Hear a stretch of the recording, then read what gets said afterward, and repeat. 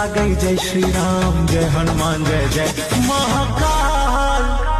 हे राम लला जी कृपा करो, जब आई अगले साल बनी विधायक आई अवध में लाग गई प्रोटोकॉल।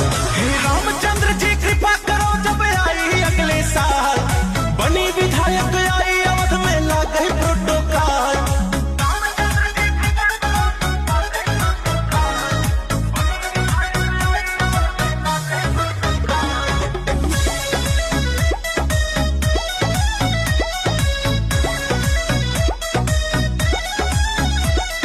राम राम मोर रटे जुबानी, रामायण फिर रच के कहानी। 3600 के कुर्ता पहिर 46 इंच के छाती तानी।